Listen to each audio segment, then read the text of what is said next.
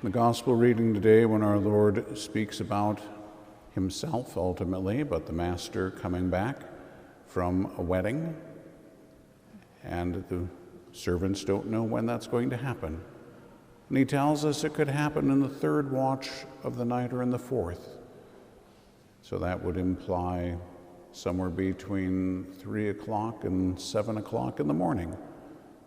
So his servants are waiting for him to come back. Didn't come back at 9 or 10 or even midnight.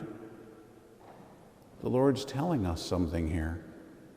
Number one, he's telling us that it's going to be a long time before he returns. Of course, long time is a relative term. I'm sure back in the 3rd and 4th century, they're saying, hey, it's already been 300 or 400 years. It's a long time. And now we're saying, hey, it's already been 2,000 years. It's a long time. And 1,000 years from now, they're going to be saying it's been 3,000 years and it's a long time. We don't know. The problem here is that when we know when the sunset and the sunrise are supposed to be, we can figure out when the 3rd and 4th watch of the night are. We don't know when the sunset and sunrise are talking about here. So we have no idea. Are we in the 3rd or 4th watch of the night? I don't know. Maybe it's not even midnight yet. We have no idea. So that makes it a little bit more of a challenge. But we can also look at this within our own lives. It's the same issue. We don't know when the Lord is going to return.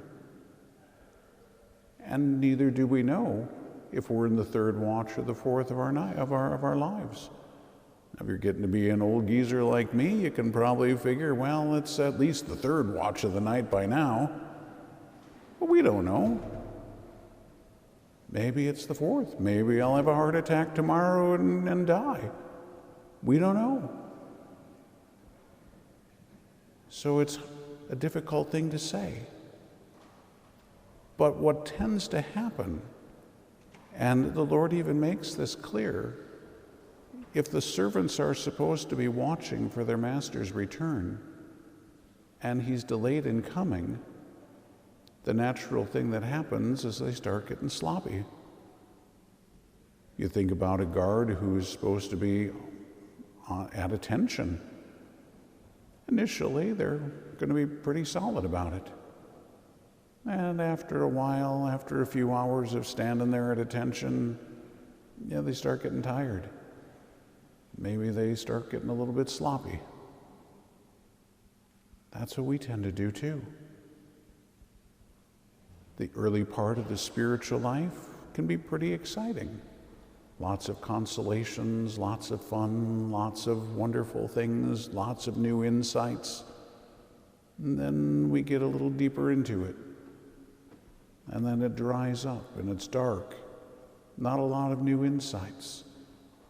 Just kind of becomes routine and ordinary. And then we go deeper still, and it's darker and drier.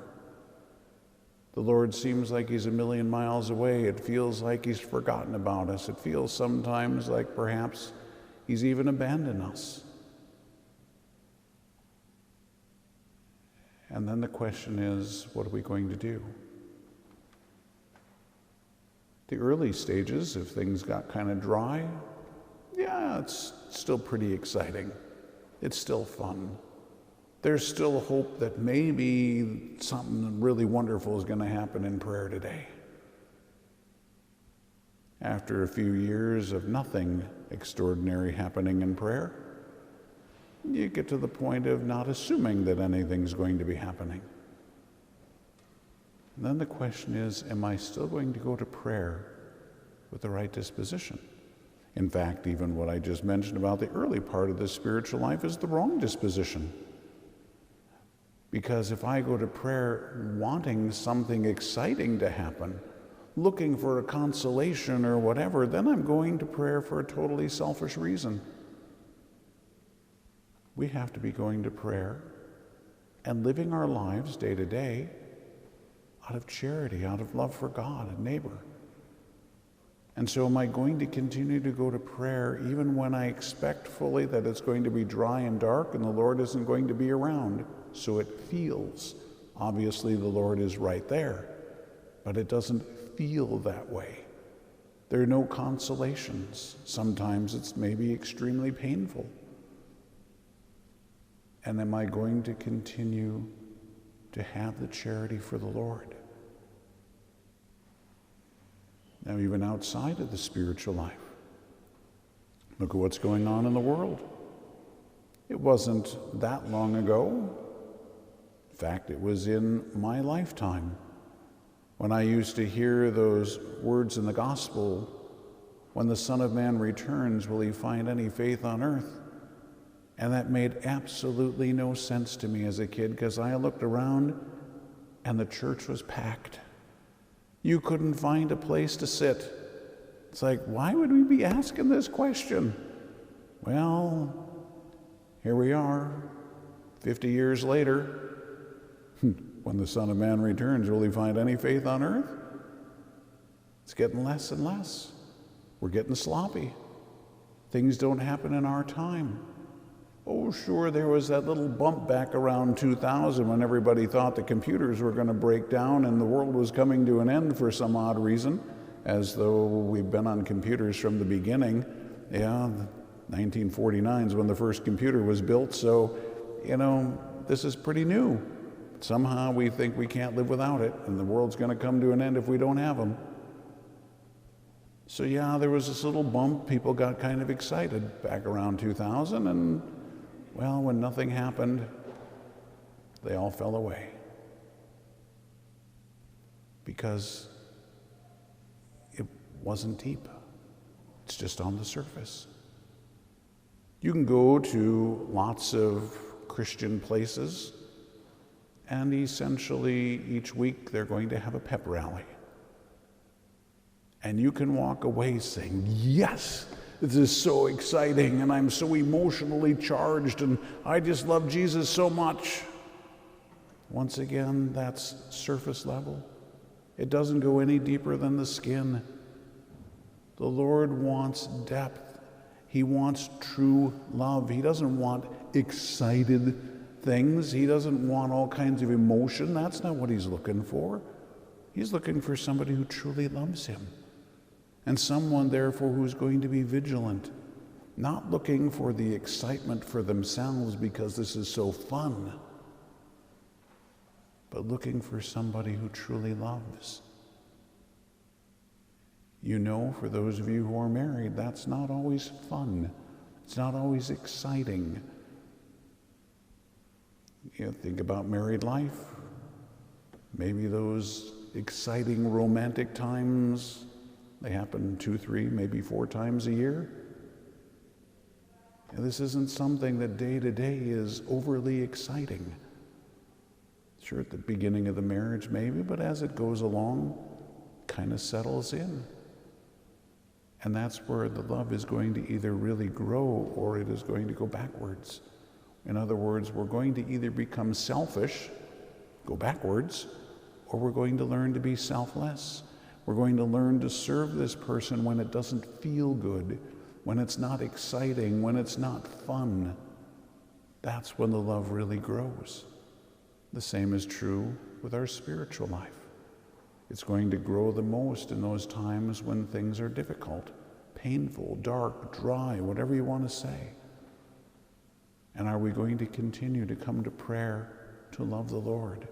Am I going to continue to live my life for the Lord rather than saying, you know what, this is dry and dark, there's nothing exciting, but boy, does the world have a lot to offer that's fun and exciting and glitz and glamour and all the other stuff. Maybe I'll kind of wade into that a little bit. Then we've walked away from our Lord. Again, we're looking for ourselves and not for him. Love is the focus is on the other, not on the self. That's what this is all about. So it's not just a question of whether we're going to be vigilant, whether we're going to be like the servants who are getting sleepy, but he's looking for the love. Has the love grown cold? Has the love grown sterile? Has the love gone away and been replaced by selfishness?